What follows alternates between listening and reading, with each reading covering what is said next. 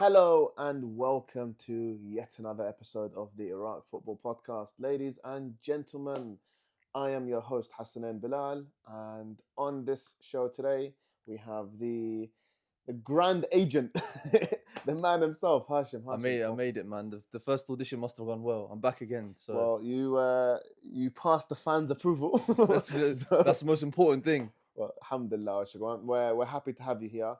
Alhamdulillah, And bro. No, thank you for having me again. yeah, welcome to Casa de Pod. Casa de Pod. Yeah, we got to do one in Spanish soon.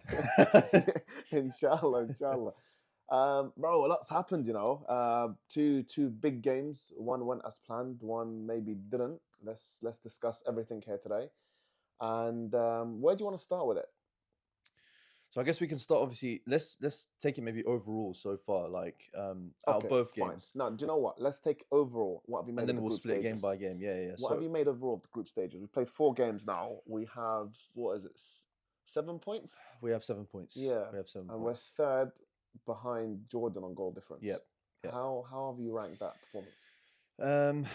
Overall, I don't think anyone can be unhappy with how it's gone so far.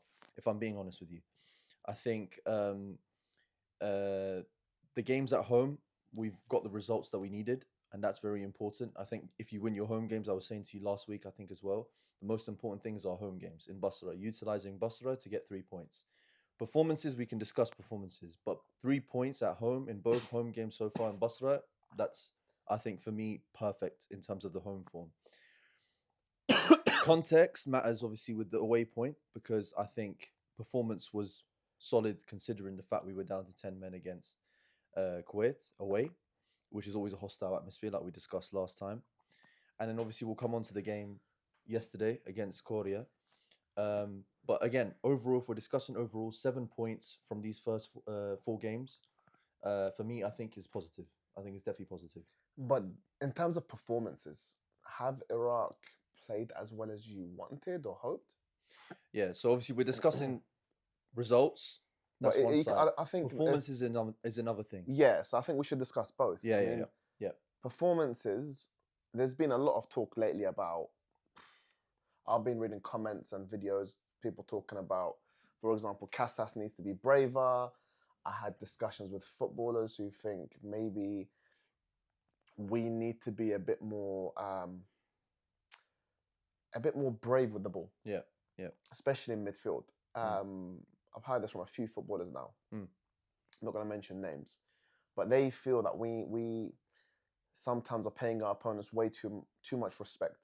We're being a bit too defensive, and we should be going for the kill a lot more. And I'm finding it hard to kind of refute that, if I'm honest with you. If you look at yesterday's game, I say yesterday, I'm talking about the South Korea game here, for those listening a bit later. Yeah. We scored 2 goals in Seoul. Well, not in Seoul, in South Korea. That shows you we have the ability to score. We have the ability to create chances. But then against Kuwait, 0-0. Against Oman, 1-0. Against Palestine, 1-0. How is it we scored 2 against the best team in the group by far, and away? Yeah. But we're at home, and even against Kuwait, we're being so cautious, so defensive, so afraid to maybe throw them in front of the ball and into the opposition half. Why is that the case? What's happening? So I think more specifically, I think we can focus on the Palestine game for this, because I think when we discussed the first 2 games, there was various factors which I think didn't allow us to play with the same maybe openness and the same sort of end-to-end football, maybe pragmatic football, forward-thinking football that we would like to see. Because in those first 2 games, we discussed sort of fitness levels, we discussed players not being able to keep up in terms of playing a full 90 minutes. First game in Basra.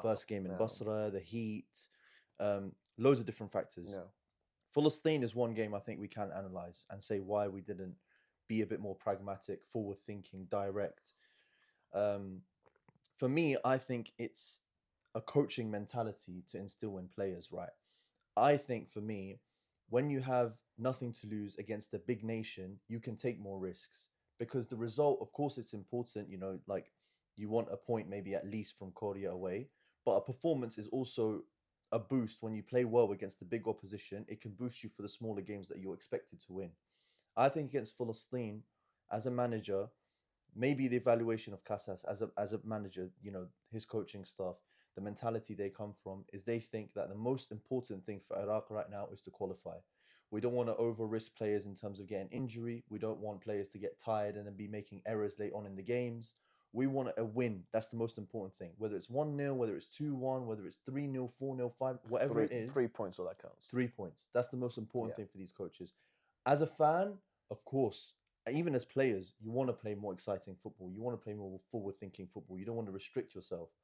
But I understand from a managerial level, from a coaching level, from a director's level, the most important thing is that Iraq qualify for the World Cup. Yeah. We can't complain as fans if, however way we do it, we make it in the end to the World Cup. As you were saying earlier, players like Ali Jassim, Yusuf Amin, Zidane Iqbal, Amir Al-Ammari, these are all players that can play very exciting, forward-thinking football, 100%. But we can't also forget as fans that 3 points and getting points are the most important thing for us. I would rather we qualify for the World Cup with a series of 0-0 and 1-0 wins. Yep. Than playing 4-3 thrillers, losing half of them, winning half of them, and not making the cut. You know what I mean? Yeah. So, look, my dream is to qualify for the World Cup. And I know this is something Adnan Darjad dreams about, the players dream about, Casas dreams about. I don't care how we get there. Wallah al-azim, if by hook or by crook we make it, that's all that matters. I want to be there in America and Mexico and Canada. I want to see the players playing against Argentina and Messi and Portugal and Ronaldo and maybe getting a point there or beating them or whatever. When you have Aymen, why not? When you have Aymen, where he's bullying any centre back. That's what I'm saying. But we'll come to Aymen later, actually, because there's a question on a throw at you. And I threw it over Instagram yesterday. We'll discuss it yesterday. And I want to see your thoughts on it. Okay. But, yeah, the truth is, I don't care about the performance. I don't care. There is a lot of factors that I think made these last couple of games a bit weird. Number one, bro, we're missing a lot of players. Of course. No Danilo, no Saad Natiq, no Al-Hamadi, no Osama Rashid.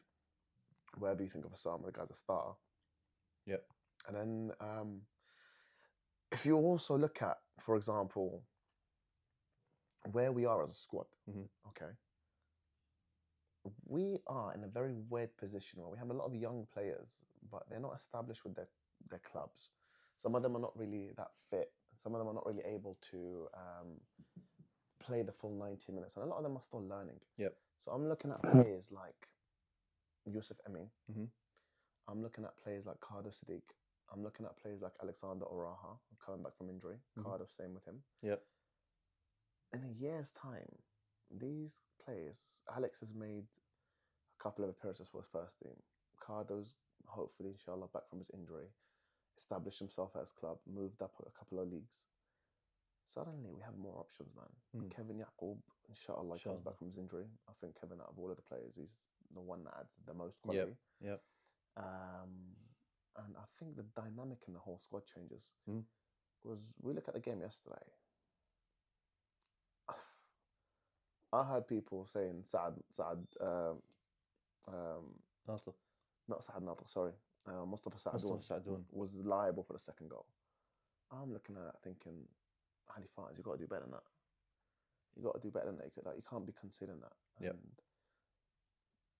And with somebody else coming into that mix, Ali Faiz is not starting. Cardo would be starting, for example. Do we concede that goal? Do we actually end up getting a draw there? Do we get that 1 point that's valuable? I think the squad's in a very weird position. It's young, but it's not got the right balance just yet. And I think Iraq in 3 or 4, maybe 5, 6, 7 years is going to be quality. But we're still in that weird kind of transitional phase. But we have young, talented players coming through. I mean, just the other day, Botan Amin scored his first professional goal for Swindon. Yep. And made his first League 2 appearance for Swindon as well. Yep. Aged, 17? 17, yeah. bro, we have tons of Crazy talent. Yeah, crazy talent coming through. So alhamdulillah, sugar, but this stuff takes time, and I think fans need to remember this, and fans need to be patient. Football, you're gonna win games, you're gonna lose games, and we need to be very logical with our assessment rather than emotional. And the Iraqi fans are very emotional. Very emotional. And I get it. Expected, It's expected, we love man. football. We're man. passionate people. We're passionate Yeah, people, man. man. I And mean, everything in life. That's like, true. Women, food. You have more experience in all these stuff, man. But no comment. but Iraqis are the emotional type, man. yeah, no, for sure, man. We're just, as people, like as a general nation, like everyone in the Middle East knows us as the most passionate, the most outspoken, the most like all this stuff. So it's understandable when your standards are up here, like you always want to be like the best. You always want to be the one that's like outspoken and the one that's always, like share tras, like we say. But yeah, man, it's touching on some of the things you were commenting on as well. And I think something that came to my mind right now as well is we don't have a consistent starting 11. Yeah. And this is touching on what you were saying, to be fair, that we have players that are young, we have players that are growing in. And I feel like we're still in sort of the transition period of trying to integrate some of these players and sort of the old guard letting go. So Saad Natiq, for example, he's been a great servant for Iraq. He's been at the top level for many years. But then you have players like Zayd Tahsin, you have players like Manaf Yunus, who are coming, like these two who had an amazing game against Palestine, to be fair, in my opinion. I think both of them were very, very solid. And then with Mustafa Saadoun, you have Hussein Ali as a right backs. In midfield, you have, as we were saying, various different players that are also growing, and on the wing as well. Yeah, so, especially in the midfield, I think this is an area where there is a lot to be desired. Yeah. Because we have a lot of plays that Casas has been testing, and I think he's still unsure about what his preferred midfield is. Yeah. So after Amir and Osama and Zidane, I think those three are definitely his preferred. Three. Yeah. But once one of those goes missing, it can really be anybody else that comes in. Yeah. So he took a risk on Lucas. I think Lucas did okay when he came in, but to have your first start against South Korea away is very difficult. It's so tough. So I don't think that's really a barometer to measure his quality in. But then Mohamed Al-Ta'i, he's had a couple of games. I think it's difficult for him. He's still a young player. I don't think he's given Casas an answer in terms of can he start every game. Yeah, I think there's still a bit that he has to do to prove himself. So you have Mohamed Al-Ta'i, you have Lucas, who's kind of in the fringes as well, like Mohamed. Yeah. But then you have Akam Hashim, who wasn't in the squad this time, but Casas likes him from what we've seen. But then that's about it, really. Yeah. That's about it. We have some other players that Aymen Hussein is the one that I'm seeing him in the under-21s in Sweden. He's doing well with under-21s in Sweden. Yeah. He's doing well in the Swedish league. Yeah, he's the one I've been pestering, trying to get him to declare for Iraq. But then again, we saw Amjad come back. How did you find Amjad? I thought he was very good. I think against created the first goal. Yeah, created the first goal. I think what he brings is sort of that box-to-box element of being a nuisance, really. And he's got that sort of unpredictability of like just being like harassing players in midfield. Tenacious. He's tenacious. Yeah. He's like he moves very well around the pitch. Let's not get it wrong. Technically, he's not as good as your Zidane, as your Amir, as your this and that. But he gives a different element to the team. He gives that sort of rock solid energy in midfield. He's for lack of a better phrase, he's a bit like a bulldog. You put him in the middle, he's gonna track. You need players like that 100% around your technical. Your technical. What he's gonna do, he's gonna cover a lot of ground. Yeah. He's gonna snip back the defense, not give them time to pass the ball out from the back. Yeah. He's going to make it difficult for the opposition to play free football. Yeah. And he brings energy. His running creates space for other players to run into. Yeah. I think he's a good player to have, to be honest, and I'm glad he's back. He's good for the squad, and I think he's good against oppositions like these, where you're gonna be sort of playing on the transition. Yeah. He sort of where he doesn't need to be on the ball a lot. He gives it to someone else who can create.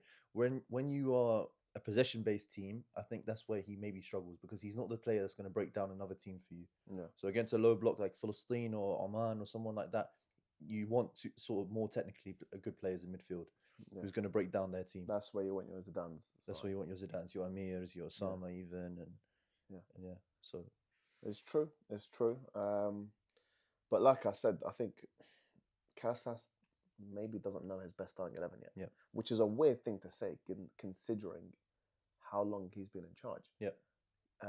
He took the reins, I think, about 2 years ago now. Yeah, just before. It was November. Yeah, November. It was November 2 years ago. Yeah. So that's a crazy thing to say, but at the same time, given the context of what he took over, then it makes sense. Makes sense. Because he took over a team where half the current players, maybe more than half the players, were not even in the picture. No. So, for example, he brought in a whole bunch of new players like Zaid Tahsin, Ahmed Yahya. I was on the fringes previously, but he's regular now. Ali Jassim. Yusuf Amin. I mean, I'm talking just about the locals. Yeah. You want to now look at the expats. Yeah, expats, everyone's of course. Yeah. So he's had to experiment himself over the last 2 years. Yeah. He's had to trial players, give many players opportunities. And this is one of the posts that I've been meaning to actually create, which is how many players has Casas given debuts to? And this will That'll be very interesting. Yeah, I'm hopefully going to find time to do it because that will paint a very clear picture in terms of why Iraq still haven't got a settled 11. Yeah. Because he's trying to fill gaps in a squad that is transitioning. That is essentially being built brick by brick. Yeah.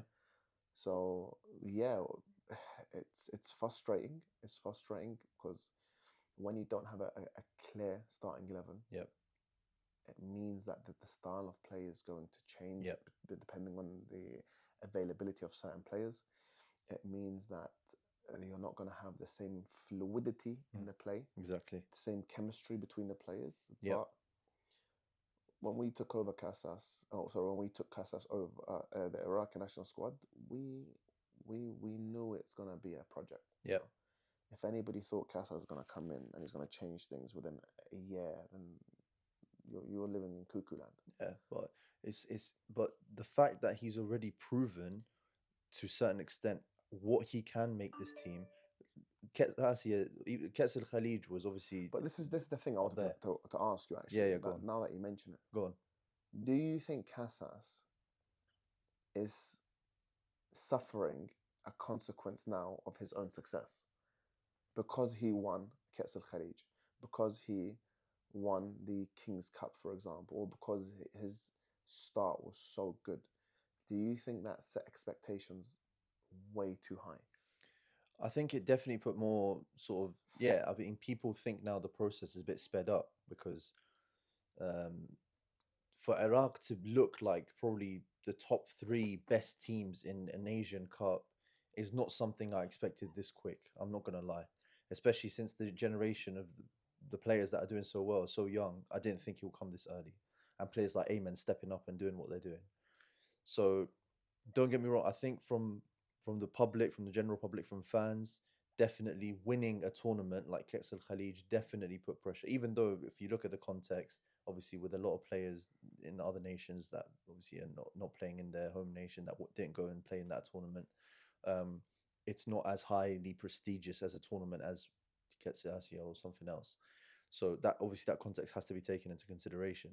Iraq's squad were probably stronger than most of those nations that were playing in Casas al-Khalij at the time.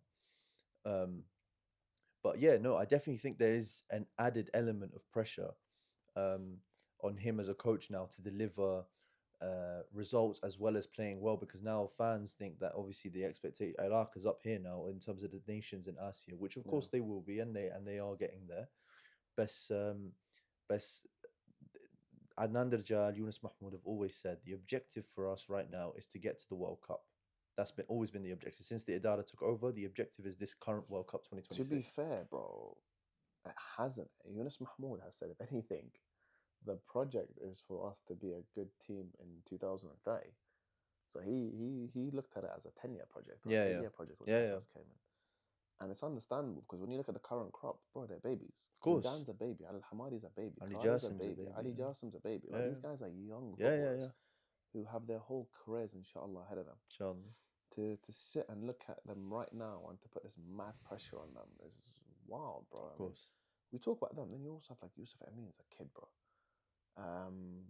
In the current squad, Lucas, I think, how old is Lucas? Lucas is young as well. 20, man. he's like 20 or something. Yeah, Mustafa Saadoun's young. Hussein Ali's young. Zayd Tahsin's young. Yeah, man, these are young players. So I think we need to look at the bigger picture here. Obviously, we want to qualify. That is the dream, to qualify for the World Cup. But I think, again, Iraqi fans need to kind of just take a step back, look at the context of what we're watching, and then try to give a more reasoned understanding and a more reasoned approach to what we're seeing. Yep. So the Palestine game, to go back to the discussion here. Yep. We took the 3 points. We never really looked like conceding. No. But I will say one thing, and I said it before the game, and I'll say it again. There are no easy games. No. In the group stages right now. Like there's no easy games. There's no games you go into where you're playing Hong Kong or whatever, where guaranteed 3 points. Chinese to pay or whatever. Yeah. Those rounds that finishes in round 2. Yep. All the teams that you play now are serious teams. So like you're gonna have to dig deep. You're gonna have to work hard and get the points against the teams that are currently in the group. Yep. Palastine's a decent team. Oman's a very good team. Kuwait, I think, is the weakest team there, but circumstances made it very difficult for us. And they can cause you problems. They're not like horrible as a team, but they are the weakest. I would agree. Out of the group. And then that leaves essentially the 2 teams we're competing with automatic playoff places. Which is Jordan and South Korea. And South Korea to go on their turf and take it to 1-1. At half time. From 1-0 down, don't forget. Like it's a big difference that from going 1-0 up to when the pressure's on and to score in that fashion as well. Sorry, it wasn't at half time. It was after half time. After equalised. So Casas made some like big substitutions, big calls. He made the substitutions. Ali Jassim comes in for Lucas. He's clearly going for a point, going for a result. Ali Jassim was amazing to create the chance. MJ is the one with the actual crossbar. What a finish. That was an incredible finish. But one thing, to be fair, just going back off what you just said, usually managers, when you go 1-0 down against a big nation, don't forget, and we're talking about, does he see Iraq as a team that can actually challenge and push forward and play good football? Usually a manager, when they go 1-0 down, they leave it until maybe the last 15-10 minutes to genuinely then go push and try get a draw, because they're scared in when they come out half time, if they can see the second, that's it, it's game done, or whatever. But the fact that Casas at half time made the change to bring on Ali Jassim really did show you that no, we're gonna go in this second half and we're gonna take the game to them, and they did get the goal and because of the bravery that in that decision, like you were saying. And again, like Casas has been getting a lot of flack recently from fans. But how many managers would have done this? How many managers had the balls at half time to say, do you know what? Nah, we're going to take the game to them in their own turf. Group leaders. Is a team that, by the way, just beat Jordan 2-0. And he wasn't scared, to do that. I rate Casas. But then, where did it start going wrong? What did you make of the last half an hour, let's say? I think it was a moment of lapse of concentration. I'm not going to lie. I'm not going to go too hard on Mustafa Saadoun because I think he had a good game. I think his awareness in that situation of the left winger being in open space and him being caught slightly out of position because he thought there was covering behind him. I'm not gonna lie, because I did see him. He looked back and he thought someone was behind him covering the winger. He was caught a bit out of position, lack of concentration. So it happens. But once you have a player in your team that you see has had a moment of lapse of concentration, you have to reorganize. But so I heard this comment made by a mate of mine. Shout out to Green Jumper. But yeah, okay, he was out of position. I felt he did sufficiently to get back into to recover. position. No, that's what I'm saying. Yeah, I that's why I'm saying I don't want to go too hard, because I think what obviously led to the goal was his moment of lack of concentration, awareness, but he recovered very well. And this is what I'm saying. I'm saying the team around you need to then realize that lack of concentration or moment of lapse of concentration and recover and reorganize. And I think that sort of just almost he recovered really well, but then obviously when the ball fell to the guy who scored, I forgot his name. Ali Fires. The guy who scored for the Korea. attacker. Yeah. He was just there unchallenged. But I felt Ali Fires takes a lot of responsibility for the goal, more than Mustafa. Yeah. The ball falls to him, and he can just very easily just pass it out for a corner kick. Yeah. Why are you taking a touch there? It makes no sense. But again, to give Ali Fires the benefit of the doubt. Ali Fires has not played much this season. Played 2 games. Yeah, and then Casas calls Hassan Raed, who then drops out because of injury. After we have a previous injury within the squad. So Ali Fires comes in and tries to fill in the void because we need him. Is that on a player or is that on Casas? Or does that tell you that Iraqi football just lacks a certified defensive midfielder? What does that say?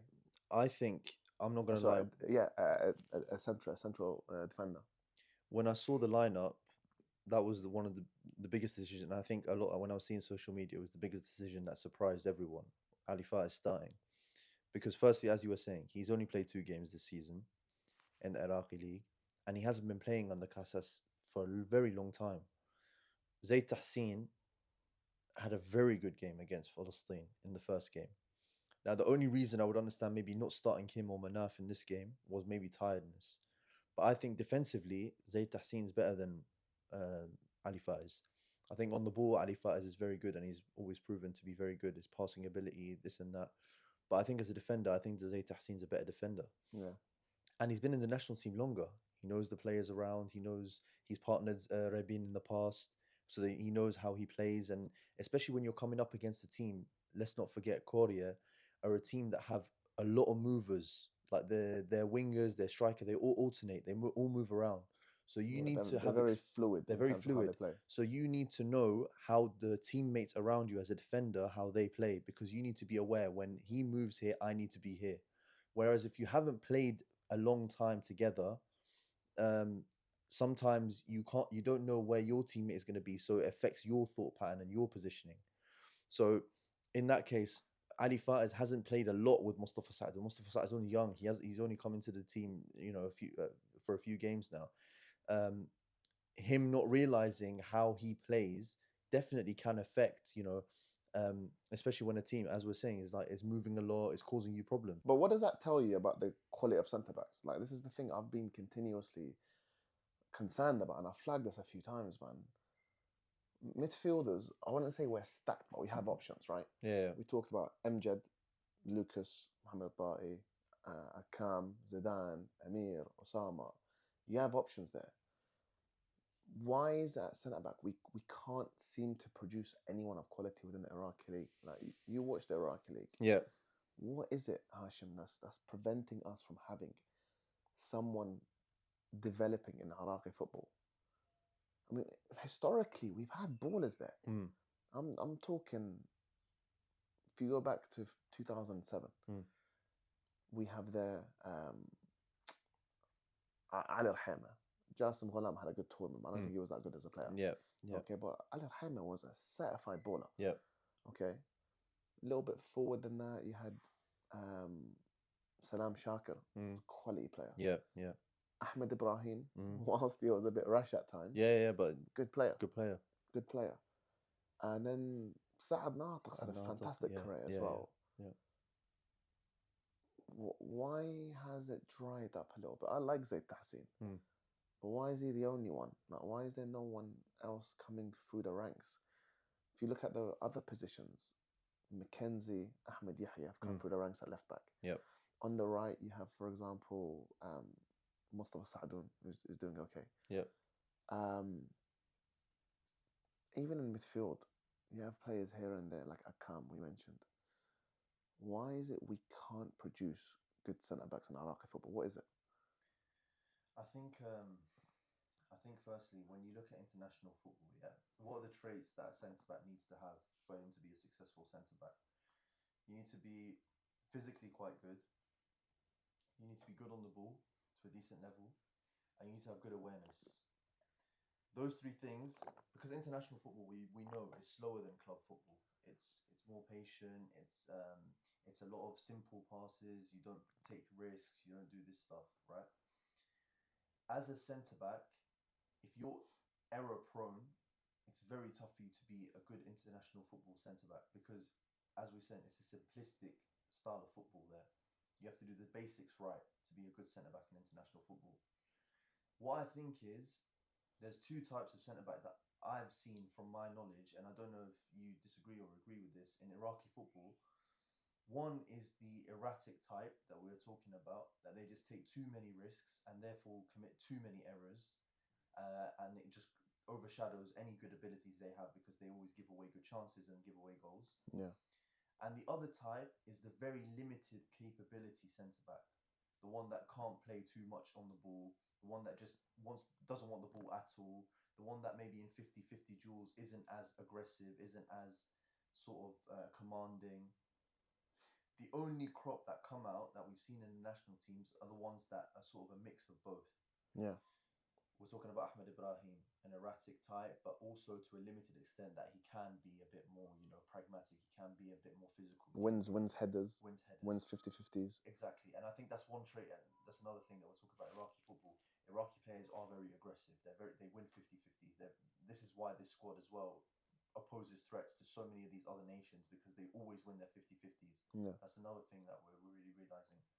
So I think in order for you to have a good centre-back grow out of Iraqi football, firstly, I think one of them, like Rabin in this case, is playing abroad. I think at least 2 out of the 4, maybe that in the national team, should be playing outside of Iraq, should be developing their traits. I think we were talking about Zayd Tahsin the other day. I think he would benefit so much from moving abroad and being able to gain experience of playing in a foreign league, understanding, because he has the basic principles of a centre-back to be able to be a top-level centre-back. He just needs to hone those sort of little errors that he has in his game to be able to become a top starting centre-back. And at least for the next few years, partner Rabin to help us hopefully get to the World Cup. But that's what I would say. We need to find, I think there's no real emphasis on producing also centre-backs in Iraqi football. I think it's a position that might be neglected. It's a position that might be not coached at the same level. Let's not forget, a lot of the coaches that we have in Iraq and stuff like that, all of them mostly are strikers or sort of forward-thinking players. There's not many defenders that become coaches or in and around football a lot of the time. So, I mean, that's my opinion. Obviously, I know there's people that probably know Iraqi football better. You probably have an opinion on this as well. But I think we need to find a balance between that erratic type that can sort of take risks and be progressive, but at the same time hone those skills that you need to have as awareness, timing, tackles, 50-50 duels, that sort of thing. So let me throw something slightly different at you. We've talked about the lack of talent and options at centre back. Yeah. We up front had previously a similar situation. Yeah. Where Ali Hamadi was about 17 at the time. Yeah. And I think at 18 he'd made his debut. Yeah. I think it was against South Korea actually. But anyway, he was still it was against Syria, I think. But he was a kid. Mimi was coming out of a horrific injury. Yeah. And then Aymen was just catching hell being an Iraqi player a couple of years ago. Yeah. How did he go from that to now being the best striker in Asia? And I'd argue on international form, one of the best strikers in the world. Mm. How does that happen? I think there's various factors, let's be real, because you don't go from the player that we all know he was at the time to being one of the best strikers in Asia by chance or something like that.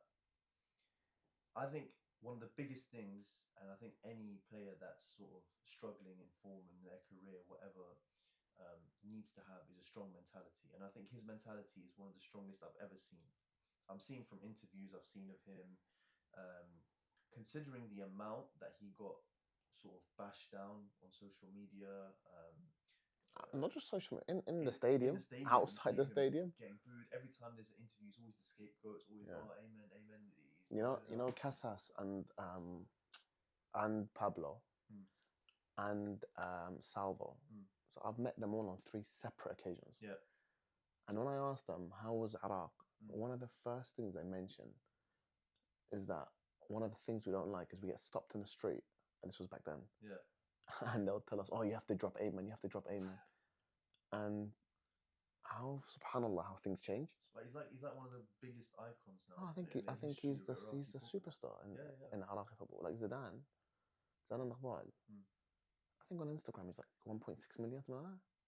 Aymen, I think it's on about 3.9 or something. Like, it's crazy. Zidane, Yusuf Amin, yeah, these guys are young and they're good looking and they're kind of like, they were following from abroad as well. Yeah, but Aymen is he is that guy. He is the superstar of the Iraqi team. But he doesn't act like it. No. Which is what I like about him. Yeah, he's very humble. Yeah, he is. He's showing you what can happen when you only focus on the football. Yeah.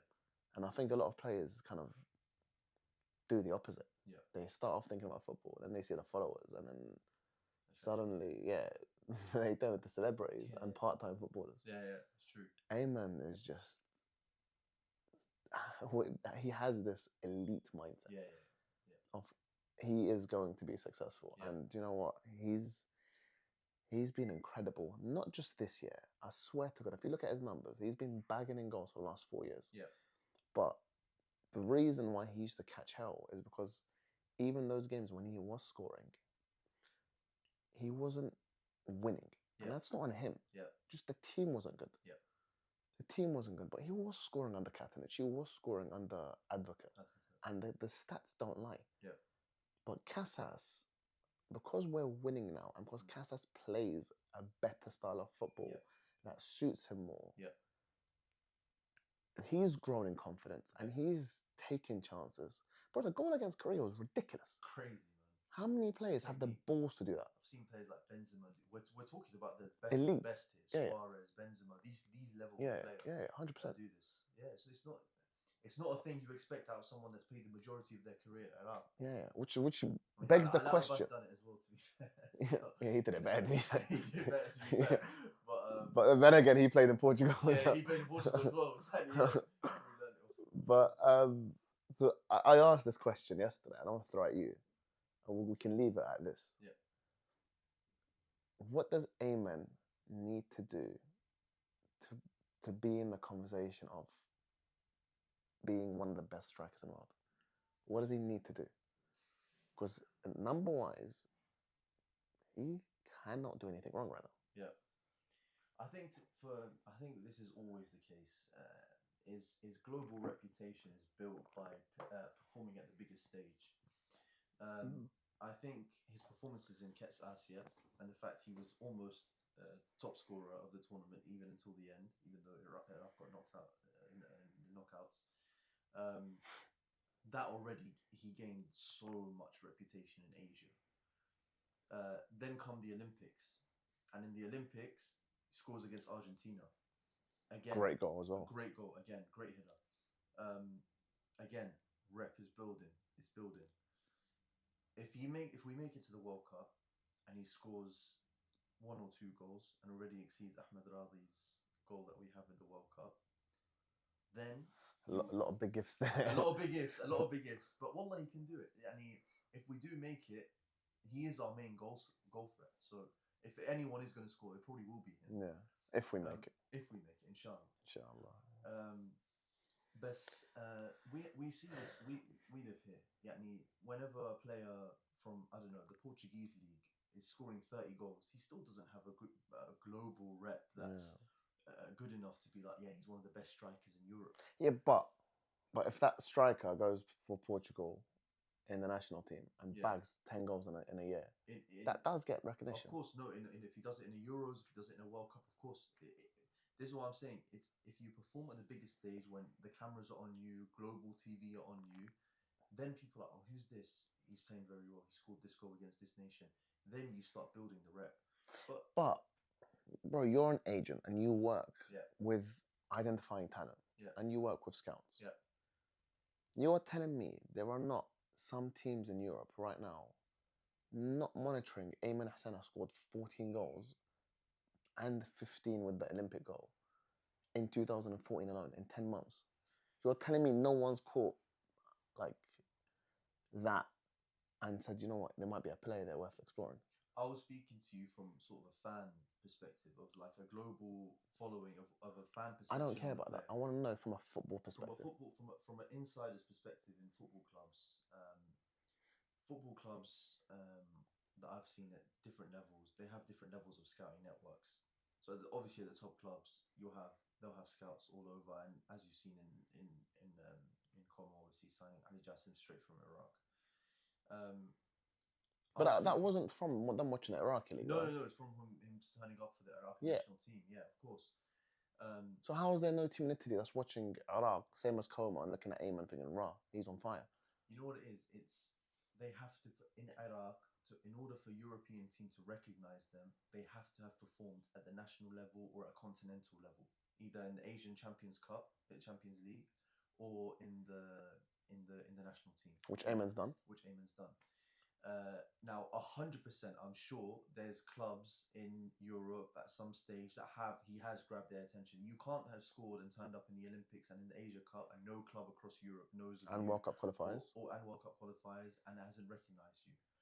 I just think that a lot of clubs have a perception, and this is something I think a lot of them, when I've spoken to, do have this perception that a lot of Asian players, they just don't open up the market for them, as in they don't open the door to allow them to go to those countries because of wage demands, because of lifestyle demands, and because of just elaborate. What do you mean?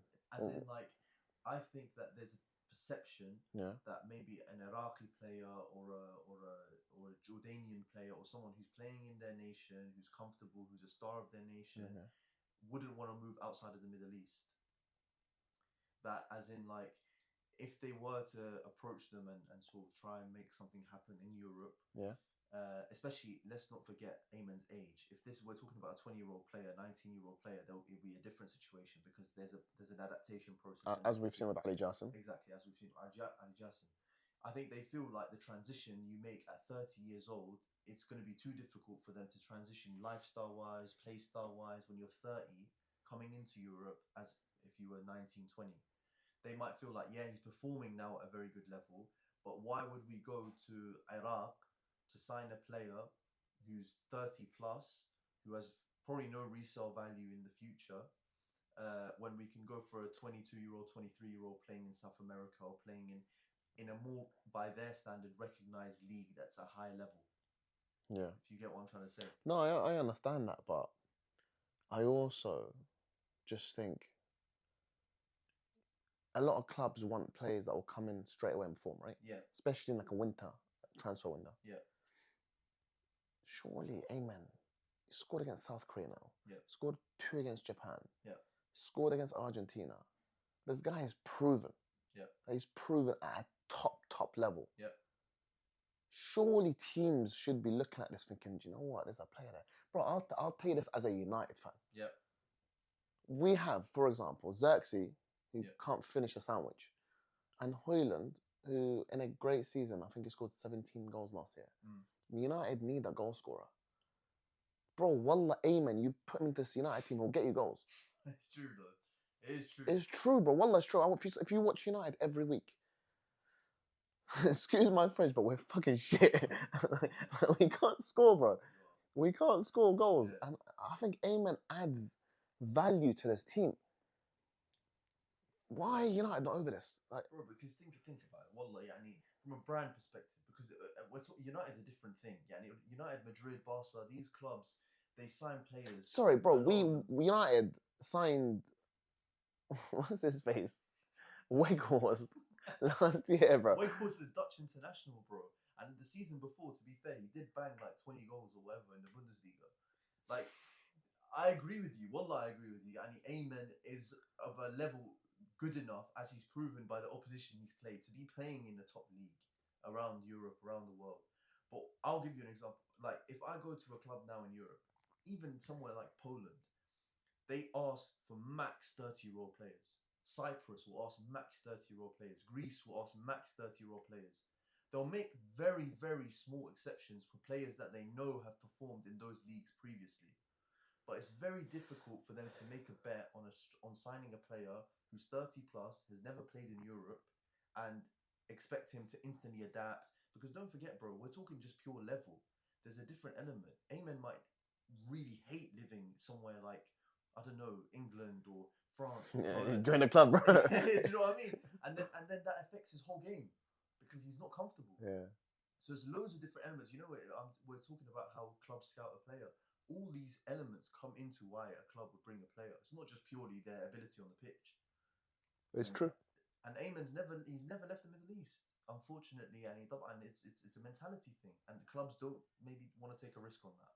Yeah, no, it's true. It's true. I'm interested to hear what your thoughts are about. Deep down, if I'm in Aymen's position, bro, if you're living in Qatar like a king, why are you gonna go and live in Sunderland or whatever? Hull.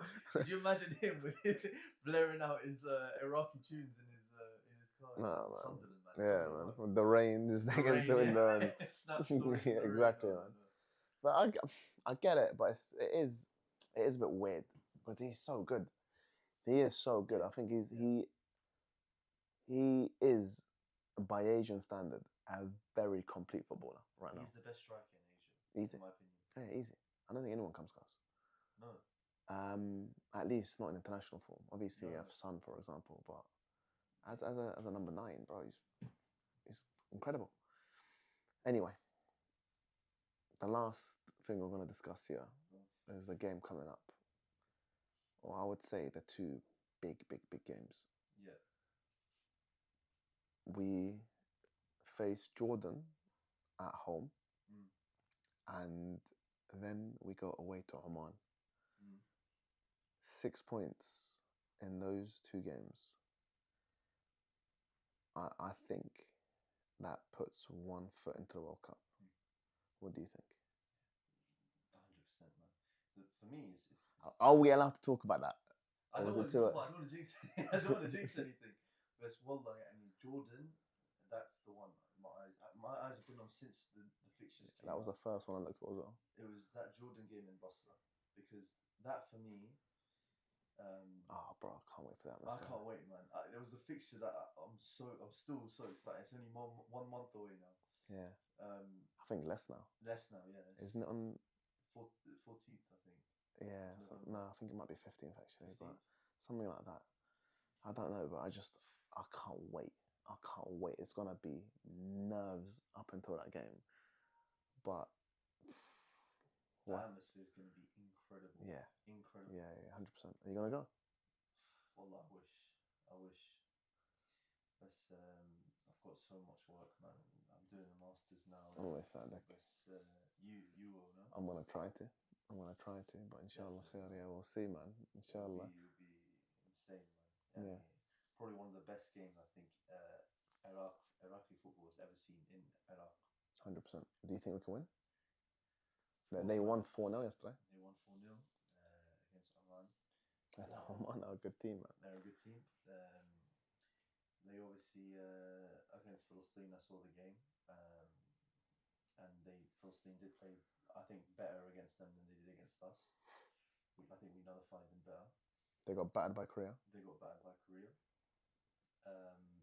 Are we the better team? I think on paper, yeah. I think if we have a fully fit squad, that's a big thing. Yeah. Hamadi, I spoke to him yesterday. He goes, "I'll be back for that game." Zidane should be back. Danilo, I spoke to him this morning. He goes, "Yeah, I'm fit now. I'm training 100%." Very good. let's see what happens with Alex in terms of him and his recovery. So yeah, man, Osama maybe is he gonna be? Avoid any of the injuries in this next month, inshallah. Yeah. If we have a fully fit squad, they'll obviously have Musa Tamari back, which is going to be big for them. Yeah. He didn't play these last 2 games. But man, I think that game it will be. I think the emotion and the Pressure. memory of the last game that will, inshallah, drive us over the line. I think the players are all affected by it and all still haven't forgotten it. Do you think the Jordanian players will be able to like hack the pressure of coming to Basra? I think a few of them maybe, but I think a lot of them it will affect them because they'll also feel the pressure when they see that atmosphere when they walk out in that stadium in Basra. I want it to be hostile. They need to stop you from being near the Jordanian bench because some of them need to fear for their lives, bro. I'm telling you, man, like I want it to be like Fenerbahce away, 100%. Flares. Yeah. I want it to be like. Outside their stadium. No, bro. Worse than that. I swear. I want it to be like their coach come in and then there's fans there on the windows. Like Boca Juniors away kind of thing, bro. I want those players to feel the menacing hate the second they land in Barcelona. But without getting banned from FIFA. Yeah, man. Important, bro, because you know how strict they are with Iraq right now. But, bro, what a game that's going to be. I can't wait, man. And... Inshallah, 3 points there. Like you're saying, if we get 6 points in these next 2 games, as you're saying, one step in, definitely into the World Cup, inshallah. Oh, ya Allah, inshallah. I was looking at the stats in terms of betting odds. So, statistically... Iraq, I think they're about 54% likely to qualify for the World Cup. So there were 3 teams on 100%. I think it was Uzbekistan was one of them, Iran is another one. Japan was the other one. They're like 99% going to qualify. And then Iraq, South Korea was 99% as well. Iraq were about 54, and then Jordan's about 42. So we are favourites. Sorry, this was not betting. This was like AI statistics. I was going to say, man, why you no. You caught me. Caught him, guys. No, I saw it retweeted. But no, it was AI generated analysis, and it said essentially we are the favourites. So on paper we're favourites. We're predicted to be the team that goes through. We just gotta perform on a day, man. And I think if we win that game, that will lift so much pressure on the team. So much. We can go to Oman and win there. Then after that, I think it's Kuwait at home. Yeah, Kuwait at home. Then I think it's Palestine away. No, actually, no. It might be Korea at home. After. I think our last 2 games are Jordan, Korea. Really? Yeah, I think so. I'm not 100% sure on that, but I think our last 2 games are the toughest. But our last game is definitely Jordan away. So we want to be in a position where that game's null and void. We're already through by then. Yeah. So it's about like banging out the next 4 games. Yeah. Which is Jordan, then Oman, then Palestine and Kuwait. Those games, if we get 12 points from there, that's it. Yeah, that's it. Oh, yeah, Allah, please. Well, you got me excited now. I'm just seeing green. Bro, do you know what? I'm just saying, in a month's time, we could be sat here having beat Jordan. Looking at flights to America. Yeah, bro. Looking at our accommodation. Sky Scanner. But there's that. And then, the other good thing here, that's going to help us, inshallah. We play this next set of qualifiers. And after that, it's the Gulf Cup. And I think we will take a serious team to that, Yeah. Because, as you said, Saudi don't really, Qatar don't. And I think we'll take a good team. And because of the number of expats we have now in the Iraqi league, I think we'll see some good players called up. So we have like players like Osama Rashid in the Iraqi league, Rawan Amin, Amjad's there now. You have, for example, Andre Sanati, Zayd Hashim. Bashang's there. I don't know if Guarguis is going to be available by then, but yeah, so I think we'll take a serious team, you know. There'll be a lot of teams. And if we win that in between, and then we go after that win, inshallah, and then play Palestine and Kuwait. Anyway, let's not get too excited. Let's dream, let's keep the dream alive. Yeah, inshallah. And obviously, like we're saying, to be fair, on social media, I think the most important thing we're reiterating this every week is just to keep backing the players, because Iraq is a nation that the players are not stars, especially the ones that play abroad. They're not stars. They all are aware of social media. They follow it and that sort of thing. Yeah. So it's important to always remain positive, always back them, because it will affect them. If we can all remain positive, inshallah, especially before this game against Urdun, not put too much pressure on the players, just make them feel motivated and feel like they can really just go through a brick wall for the nation. Inshallah, we'll make it, man. Inshallah. Hashim, if the fans want to reach out to you, contact you, how can they find you? Yeah, so obviously my Instagram, Hashim_Vikabi. You can check me out on there, on my LinkedIn as well.